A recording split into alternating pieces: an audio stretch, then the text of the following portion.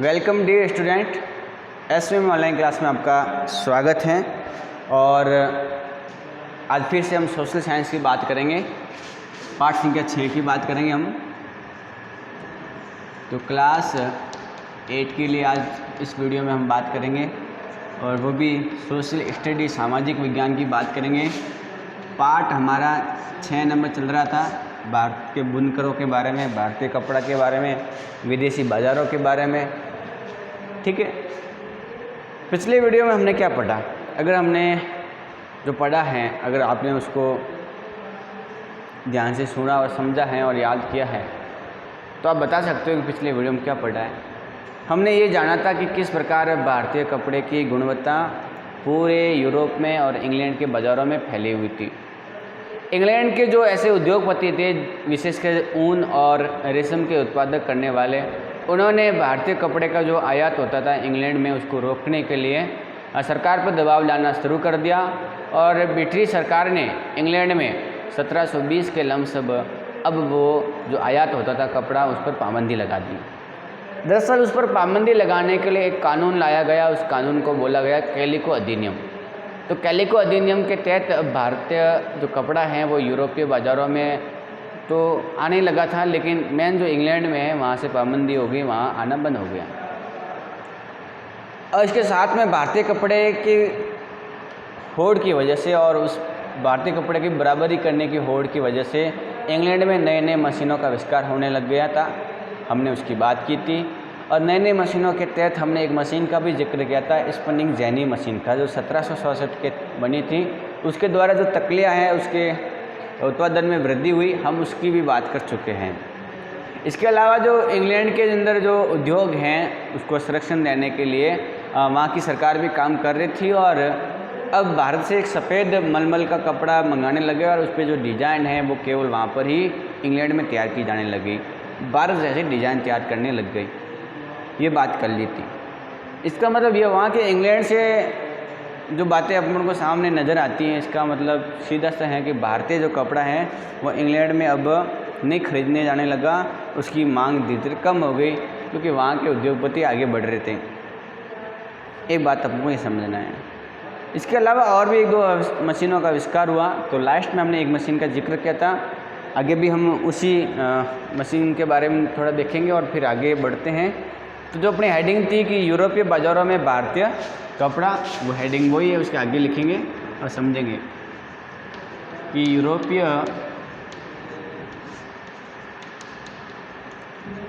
बाज़ारों में भारतीय कपड़ा।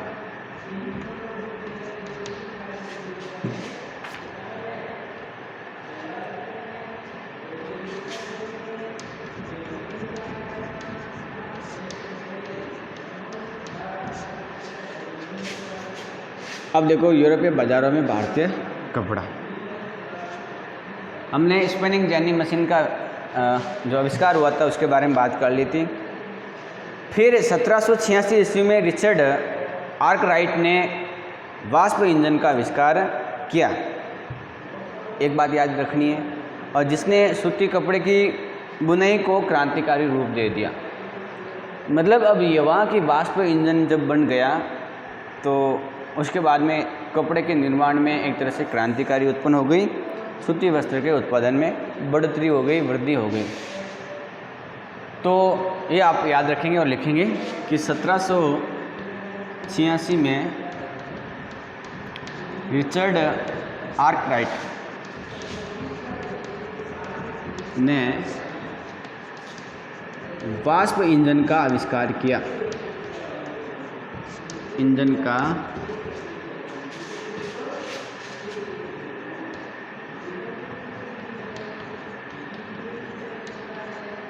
आविष्कार किया, और इस आविष्कार के बाद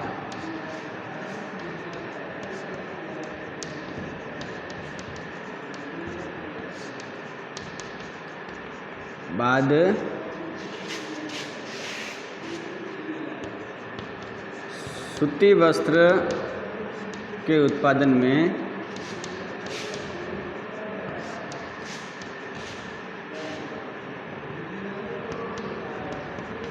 क्रांति आ गई। ठीक है, मेरे हिसाब से बात आपको समझ में आ गई होगी। मैंने जो बात लिखी है आपके बोर्ड के सामने, इसको आप आराम से एक एक शब्दों को साथ साथ में पढ़ेंगे तो बिल्कुल समझ में आ जाएगी, और ये ध्यान रखना है।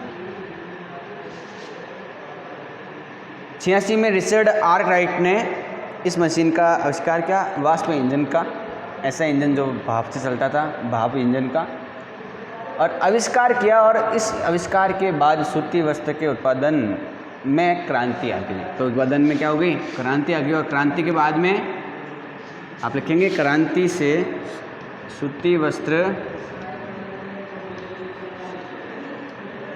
के उत्पादन में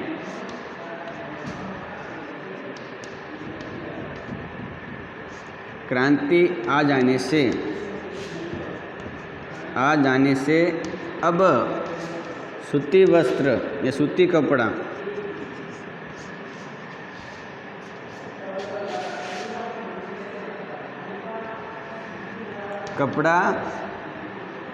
आसानी से व कम कीमत में मिलने लगा।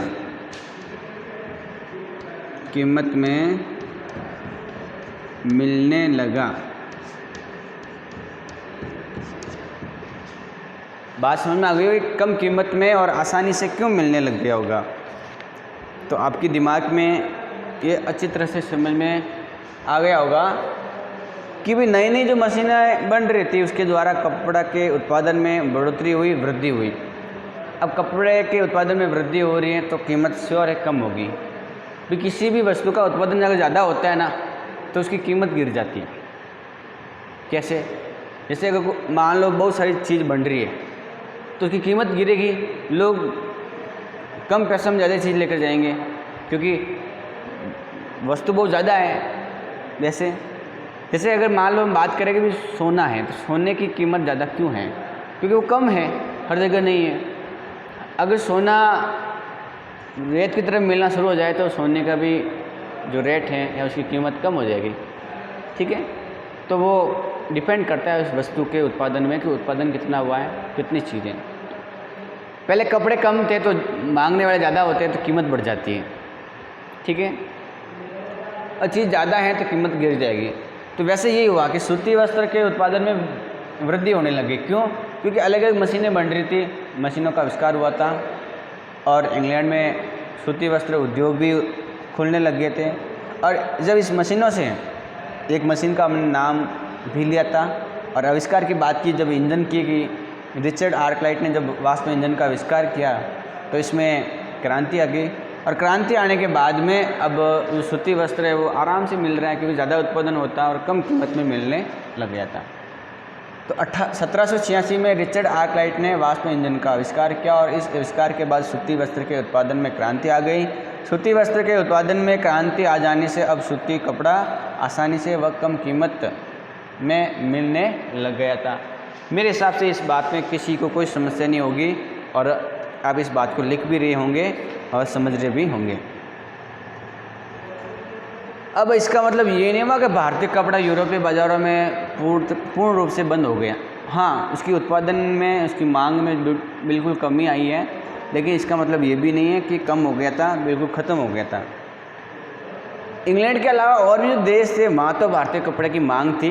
डच हैं, फ्रांस हैं, ब्रिटिश हैं और अन्य जो यूरोपीय व्यापारी कंपनियाँ हैं, उन्होंने इस कपड़े पर विशेष रूप से मुनाफा भी कमाया था, ये ध्यान रखना है। इसका मतलब ये हुआ कि इंग्लैंड ने तो इससे दूरी बनाए रखी, लेकिन डच, फ्रांस, ब्रिटेन की बात करें और यूरोपीय कंपनियां, उन्होंने भारतीय कपड़े पर यूरोप में बेच कर खूब सारा मुनाफा भी कमाया, ये ध्यान रखना है।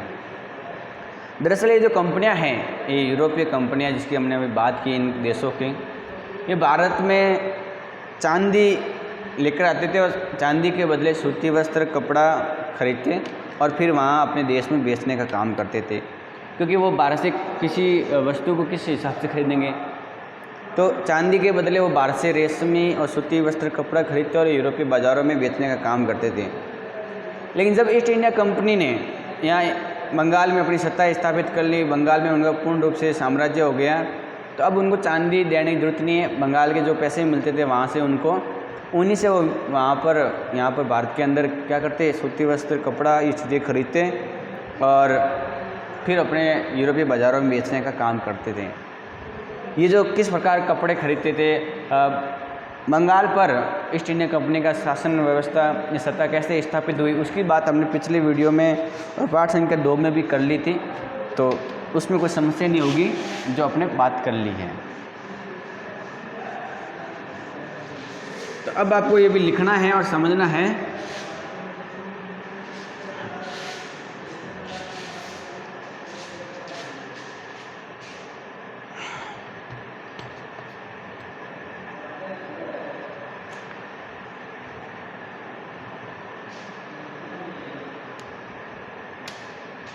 लिखना है डच, आप लिखेंगे डच, फ्रेंच, ठीक है, और ब्रिटिश व अन्य यूरोपीय कंपनियों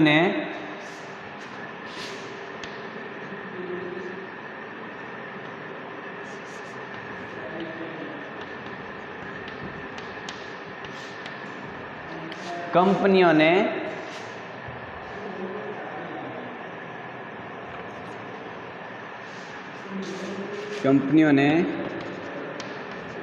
इस व्यापार पर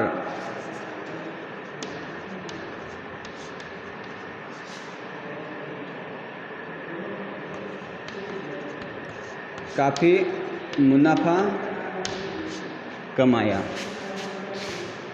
ठीक है। ये बात आप याद में रखेंगे। पहले वे भारत से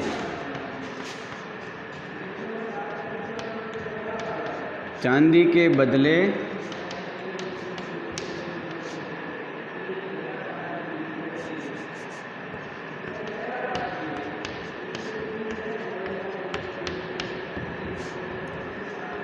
वस्तु खरीदते, ठीक है। ये बात आपको ध्यान में रखनी है। लेकिन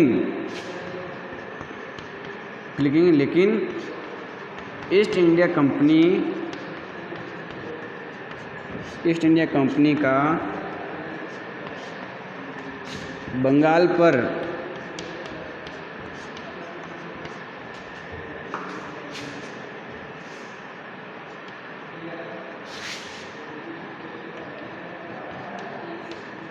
अधिकार हो जाने के बाद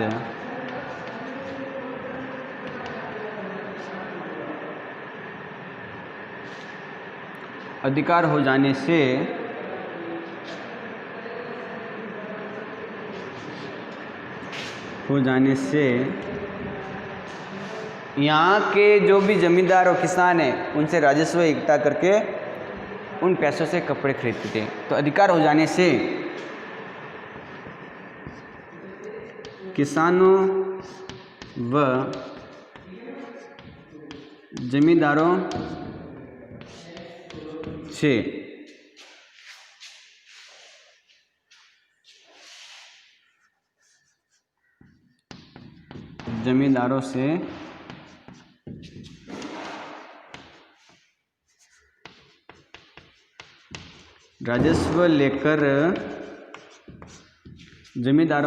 राजस्व लेकर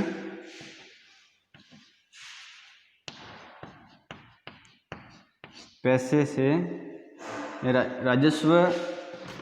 जमींदारों से राजस्व लेकर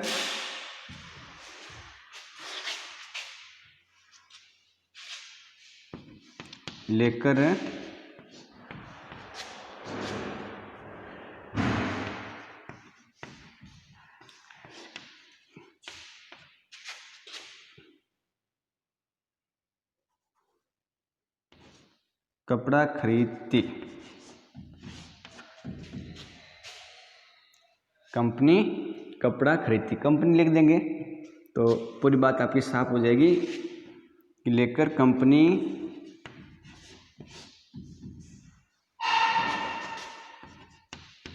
कपड़ा खरीदती थी।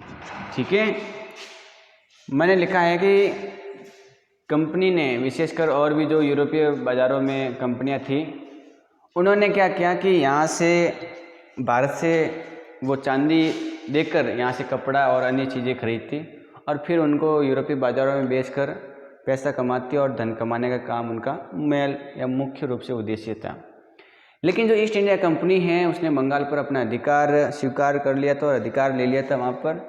और ईस्ट इंडिया कंपनी ने जब बंगाल में अधिकार कर लिया तो अब वो बंगाल के जो जमींदार हैं और किसान लोग हैं वहाँ से राजस्व लेकर, वहाँ से कर वसूल करके उन्हीं पैसों से यहाँ से कपड़ा खरीदती और कपड़ा खरीदने के बाद में वो क्या करती, यूरोपीय बाज़ारों में बेचती। तो ये बात आपको लिखनी है कि जमींदारों से राजस्व लेकर कंपनी कपड़ा खरीदती थी। तो पूरी बात क्या है, कंपनियों ने डच, फ्रेंच, ब्रिटिश व अन्य यूरोपीय कंपनियों ने इस व्यापार पर काफ़ी मुनाफा कमाया। पहले वे भारत से चांदी के बदले वस्तु खरीदते, लेकिन ईस्ट इंडिया कंपनी का बंगाल पर अधिकार हो जाने से किसानों व जमींदारों से राजस्व लेकर, अधिकार हो जाने से किसानों व जमींदारों से राजस्व लेकर कंपनी कपड़ा खरीदने लगी या खरीदती थी। ठीक है, तो कपड़ा खरीदने लगी, ये पूरी बात लिखेंगे। तो कपड़ा खरीदने लगी।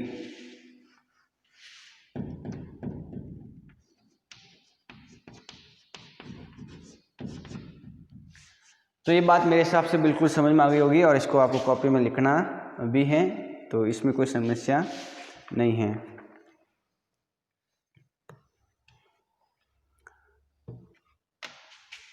आगे आपको अगला जो टॉपिक लगाना है और हेडिंग है हमारी, बुनकर कौन थे।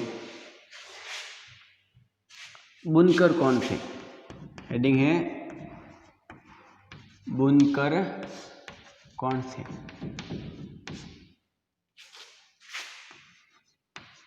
पहले ये समझेंगे बुनकर कौन थे, किसको बुनकर कहते हैं, और वो समझने के बाद में आप बुनकर क्यों बेरोजगार हुए उसके कारण के बारे में समझ पाएंगे कि भाई आखिर बुनकर क्यों बेरोजगार हुए। ठीक है, ये बात आपको ध्यान में रखनी है। अगर हम बुनकरों की बात करें तो बुनकर आमतौर पर बुनाई करने का काम करने वाले समुदाय के लोग होते थे। ठीक है, तो लिखेंगे कि बुनकर आमतौर पर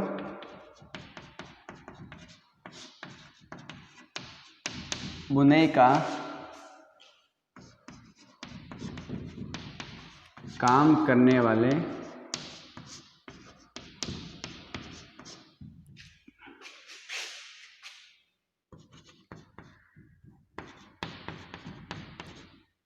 कारीगर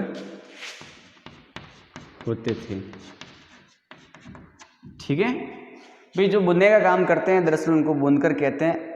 उनका जो समुदाय है वो बुनकर के नाम से जाना जाता है।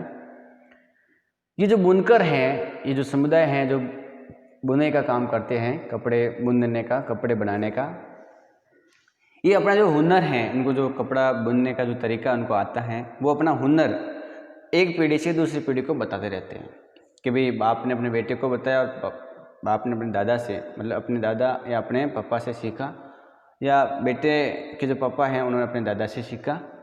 तो पीढ़ी दर इस प्रकार का ये जो हुनर है वो बताया जाता था।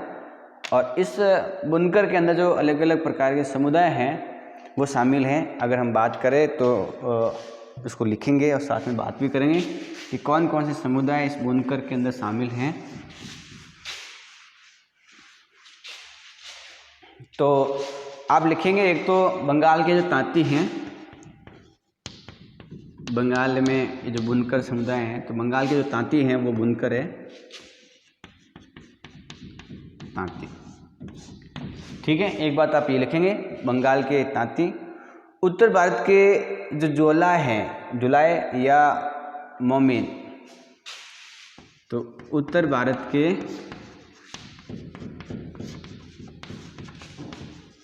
जुलाय है या मोमिन,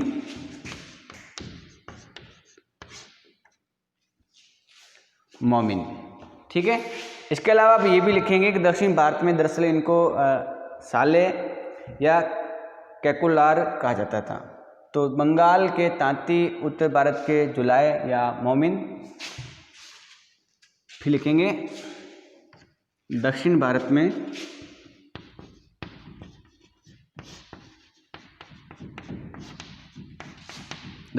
में